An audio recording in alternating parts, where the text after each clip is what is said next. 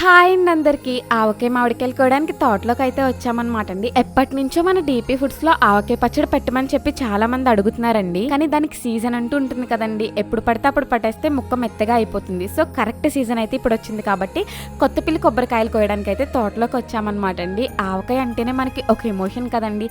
అమ్మని ఆవకాయని ఎప్పటికీ మర్చిపోలేము కదా.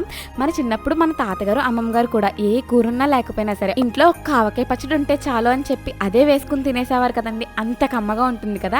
సో ఈ రోజు మేమైతే ఆవకాయ పచ్చడి పట్టబోతున్నామండి. ఒక పక్కనేమో మా అమ్మమ్మ గారు ఆవకాయ ముక్కలకి, మా అత్తేమేమో పల్లి చిక్కి కాజు చిక్కికి, మా అమ్మేమో రాగి లడ్డు, మా పిన్న అయితే జంతుకులు, ఇంకొక పక్కనైతే పండుమిర్చి పచ్చడికి. ఇలా మా టీం మెంబర్స్ ఒక్కరు కూడా ఖాళీ లేకుండా బిజీగా ఉన్నారండి. మమ్మల్ని నమ్మి ఇంతలా ఆర్డర్స్ ఇస్తున్న మీ అందరికీ థ్యాంక్ యూ సో మచ్ అండి. ఫైనల్ గా ఎంతో రుచిగా కమ్మగా ఉండే ఆవకాయ పచ్చడిని అయితే పట్టేస్తున్నానండి. ఆవకాయ పట్టడం ఈజీ అని చాలా మంది అనుకుంటారు. లేదండి, దాన్ని ఎంత శుభ్రంగా చేస్తే అంత ఎక్కువ కాలం అయితే నిలువ ఉంటుంది.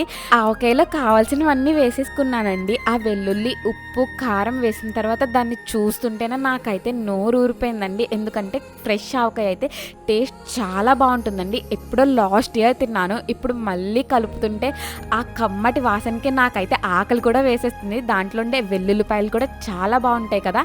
సో మీకు కూడా ఫ్రెష్ ఆవకాయ కావాలి అనుకుంటే మన dpfoods.in ఆర్డర్ చేసుకోవచ్చు. లేదంటే స్క్రీన్ పైన వాట్సాప్ నెంబర్కి మెసేజ్ చేయొచ్చు.